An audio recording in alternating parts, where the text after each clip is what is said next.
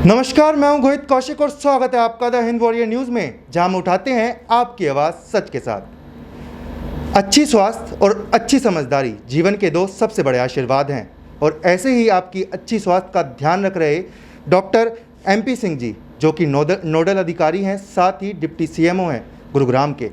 उनसे बात करेंगे, आपके जो सवाल थे उनका जवाब उनसे पूछेंगे और साथ ही कई जो नई चीज़ें जो कोविड के दौरान आ रही हैं उसके बारे में भी बात करेंगे। सर, सबसे पहले तो आपका बहुत बहुत स्वागत है हमारे channel the Hind warrior. Thank you Gohit ji, thank you so much.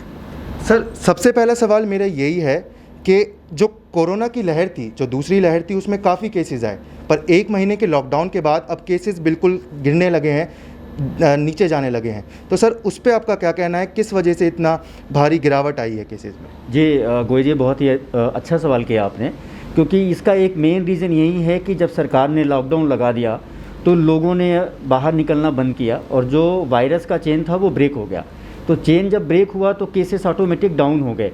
लेकिन हमें ये ध्यान रखना चाहिए कि जैसे बार बार ये बात चल रही है, थर्ड वेव की बात चल रही है, तो ये एहतियात हमें अभी भी रखना है। अगर लॉकडाउन ख़त्म हो गया है तो आप प्रॉपर जो है वो मास्क और अपना जो है भीड़ भाड़ में जाने से बचें, हैंड सैनिटाइज़ करें और डिस्टेंस ज़रूर रखें, सोशल डिस्टेंस। सर, एक लोगों को ये बताइए कि तीसरी लहर आखिर है क्या चीज़, क्योंकि लोग कहते हैं कि पहली लहर, दूसरी लहर, पर पूरी तरीके से लोगों को पता नहीं होता तीसरी लहर क्या चीज़ है। तो उसके बारे में सर थोड़ा बताइए। जी मैं ये बताना चाहता हूँ कि तीसरी लहर का मतलब ये है कि जो ये वायरस है कोविड का, तो ये कोविड का वायरस क्या करता है कि टाइम टू टाइम अपने आप को बदलता है, म्यूटेट करता है। और म्यूटेट वो इसलिए करता है कि जो जिस कंडीशन में वो होता है उसकी मेडिसिन तो होगी, उसका ट्रीटमेंट, अब वो अगर अपने आप को नहीं बदलेगा तो वो दूसरे को इन्फेक्ट नहीं कर सकता। तो इसमें ये ध्यान हमें रखना है कि अगर वायरस म्यूटेशन करेगा तो ये फिर इन्फेक्ट करेगा और इन्फेक्ट के सबसे ज़्यादा चांसेस जो होंगे, जो हमारे टारगेट होंगे, वो होंगे बच्चे। तो इसलिए जो है हमें अगर अपने आप को सेफ़ रखना है तो सबसे पहले वैक्सीनेट कराएं, जिससे कि बच्चे भी जो है वो सेफ़ रहेंगे।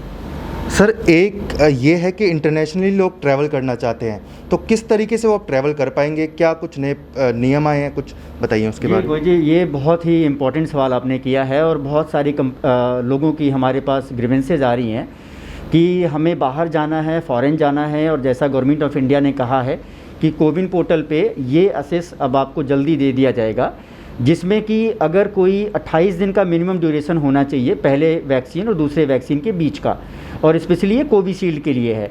तो अगर 28 दिन का ड्यूरेशन पूरा हो रहा है और साथ में उनका वैलिड रीज़न है कि भाई जो है हम फॉरेन जा रहे हैं और वो कैटेगरीज डिसाइड की हुई है कि कौन कौन सी कैटेगरीज़ हैं, तो मैं आपको ये बताना चाहता हूँ कि हरियाणा सरकार से भी इस बारे में बात हुई थी। उन्होंने कहा है कि मोस्ट प्रोबेबली ये मंडे ट्यूसडे तक कोविन पोर्टल पे अपग्रेड कर दिया जाएगा। उसके बाद जो ऐसे कैटेगरी के लोग हैं उनका हम सर्टिफिकेट इशू करेंगे और उनको वैक्सीन लगा देंगे। सर, कैसे ये रजिस्टर कर पाएंगे अपने आप को? अगर किसी को जाना है बाहर तो किस तरीके से रजिस्टर कर पाएंगे और क्या पूरा प्रोसेस है?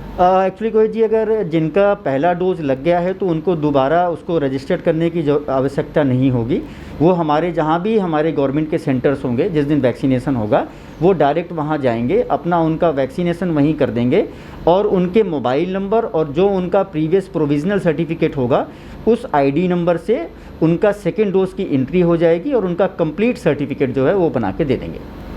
सर, एक सवाल ये है कि प्रधानमंत्री मोदी जी ने कहा है कि 21 जून से सबको फ्री वैक्सीन लगेगी, तो उसकी फ़िलहाल क्या तैयारी है सर, और किस तरीके से आप मुहैया करवाएंगे? जी गोहित जी, ये माननीय प्रधानमंत्री जी का जो ये आया था कि हम 21 जून से शुरू करेंगे, ये बहुत ही सराहनीय कदम था प्रधानमंत्री जी का और उसका असर दिखने भी लगा है। अगर आपने देखा होगा तो हमारे पास बहुतायत में अभी वैक्सीन 18+ के लिए आ गई है, क्योंकि उन्होंने कहा था माननीय प्रधानमंत्री जी ने कि 18+ और 45+ दोनों फ्री में लगेंगे और जिसको जो है गवर्नमेंट ऑफ इंडिया प्रोवाइड कराएगी। तो अभी हमारे पास गुड़गांव ज़िले में भी काफ़ी वैक्सीन आई, जिसकी वजह से देखिए कंटिन्यू 18 से 44 का सेशन लग रहा है और मैं उम्मीद करता हूँ कि 21 तारीख के बाद तो बहुतायत मात्रा में होगी, जिसमें कि 18 से 44 जो लोग अगर उनको दिक्कत हो रही है तो वो आगे आने वाले समय में बिल्कुल नहीं होगी। सर, समस्या ये है कि देखने को आता है जब वैक्सीन लगती है तो 18 से जो 44 के लोगों का जो स्लॉट आता है उसमें भीड़ काफ़ी मात्रा में होती है, तो उस तरीके से आप किस तरीके से लोगों को मैनेज करते हैं और क्या आप संदेश देना चाहेंगे ताकि सर लोग समझें और उस भीड़ को काबू किया जा सके? जी गोहित जी, ये बहुत इंपॉर्टेंट पॉइंट है।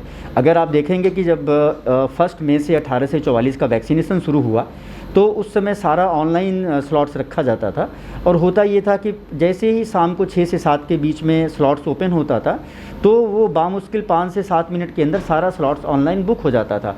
अब वो लोग इतने जागरूक हैं, मैं तो ये कह सकता हूँ कि जो वो रेडी रहते थे कि जैसे ही स्लॉट्स ओपन हो और मैं फटाफट बुक करा लूँ, लेकिन सभी को नहीं मिल पाता था। तो इस वजह से ये फ़ैसला लिया गया, जो डिस्ट्रिक्ट एडमिनिस्ट्रेशन ने भी बताया और हमारे माननीय सिविल सर्जन ने भी बताया कि हम इसको वॉक इन रखते हैं। तो उसके बाद से 31 तारीख के बाद से हम लोगों ने जितने भी 18+ के सेशन लगाए हैं वो हमने सारा वॉक इन रखा। उसका फ़ायदा ये है कि जब आप वॉक इन में आते हो तब आपको पहले से रजिस्ट्रेशन कराने की ज़रूरत नहीं होती है। ऑन द स्पॉट आप अपना मोबाइल नंबर और अपना आधार कार्ड आप बताएं या अपने साथ कैरी करके ले आएँ, उसी समय आपको वैक्सीन लगा दी जाएगी और आपको जो है सर्टिफिकेट आपका प्रोविजनल हम इशू कर देंगे। बट इसमें एक टेक्निकल इशू ये है कि जब ये हम स्लॉट रखते हैं तो ये निर्धारित रहता है कि आज के दिन में 100 का स्लॉट होगा या 200 का स्लॉट होगा, क्योंकि वैक्सीन अभी उसी हिसाब से हम करते हैं जिस अनुपात में वैक्सीन होती है। तो फर्स्ट कम फर्स्ट सर्व होता है। तो मैं लोगों से ये रिक्वेस्ट करना चाहूँगा कि आप परेशान ना हों और धीरे धीरे जिस तरह से हमारा टीकाकरण ज़िले में चल रहा है, आने वाले समय में और वैक्सीन्स आ रही हैं तो हम ये और स्लॉट्स बढ़ा देंगे, जिससे कि आपको जो दिक्कतें आ रही हैं वो नहीं आएंगी। सर, एक सवाल ये है कि कब तक गुरुग्राम की आबादी को पूरी तरीके से वैक्सीनेट कर दिया जाएगा, क्योंकि काफ़ी बड़ी आबादी है, और कब तक ये प्रोसेस रहेगा सर, और कब तक वैक्सीनेशन पूरा हो जाए? जी गोजी, अगर आप देखेंगे तो गुड़गांव ने अभी तक कल की तारीख में 8,33,000 लोगों को वैक्सीनेट कर दिया है, जो अपने आप में पूरे अपने हरियाणा में अव्वल नंबर है गुड़गांव। और मैं उम्मीद करता हूँ कि 10 लाख का आंकड़ा हम इस मंथ के एंड तक पूरा कर देंगे। और जैसे आगे आगे वैक्सीन आती रहेगी, जितने भी लोग हैं जो 18+ में हैं, सभी लोग, उन सबको हम वैक्सीनेट करेंगे। और मैं कोशिश इसमें हूँ कि ये 6 महीने के अंदर हम सारा पूरा कंप्लीट कर दें। सर, अगर हम बात करें कोविशील्ड के बारे में, कोवैक्सीन के बारे में या स्पुतनिक के बारे में, तो सर कौन कौन सी फ़िलहाल कितनी मात्रा में वैक्सीन अवेलेबल है और कब तक सर लोगों तक लगाई जाएगी, कब तक पहुंचाई जाएगी? कोविशील्ड और कोवैक्सीन तो जैसा आपको पता है कि हमें हरियाणा सरकार के द्वारा टाइम टू टाइम हमें दी जा रही है। रही बात स्पुतनिक की, तो जल्द स्पुतनिक भी आने वाली है। जैसा कि सूत्रों से पता चला है कि स्पुतनिक की तैयारी हो गई है और हरियाणा सरकार द्वारा जल्द ही सभी ज़िलों को स्पुतनिक भी दी जाएगी। तो मैं सभी से ये कहूँगा कि अगर जब स्पुतनिक आती है तो आपके पास एक चॉइस और बढ़ जाएगी। ये आपके ऊपर है, आप कोविशील्ड लगवाना चाहते हैं, you are most welcome. Covaxin, Sputnik लगवाना चाहते हैं, यू आर मोस्ट वेलकम। जो अवेलेबल होगी आप आइए और हम आपका वैक्सीनेशन करेंगे।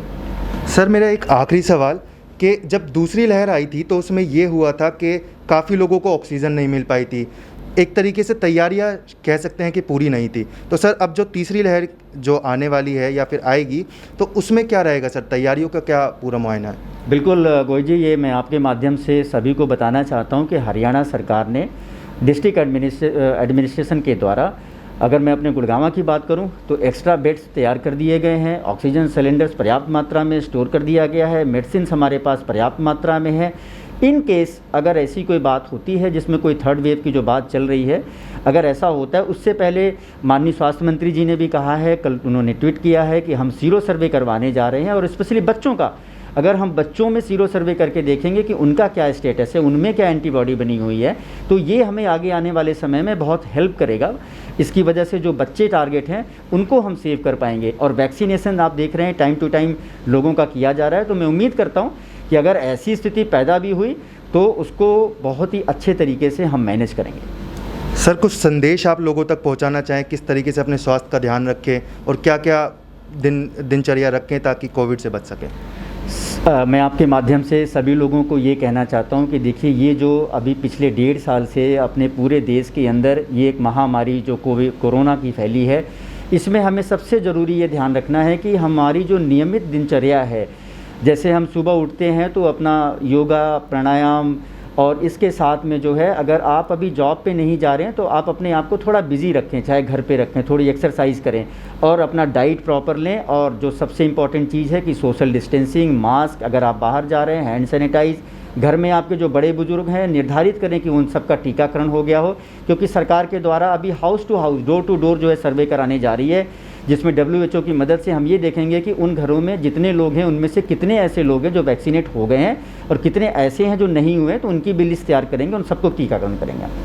बहुत बहुत धन्यवाद सर। Thank you. तो ये थे हमारे साथ डॉक्टर MP सिंह जी, जो कि डिप्टी CMO हैं गुरुग्राम के, जिन्होंने बड़ी समझदारी से और बड़ी बेबाकी से आप लोगों के सवालों का जवाब दिया। और ऐसी ही बेहतरीन और जानकारी की खबरों के लिए हमारे चैनल से जुड़े रहें। हमारे चैनल को लाइक करें, शेयर करें, सब्सक्राइब करें। धन्यवाद।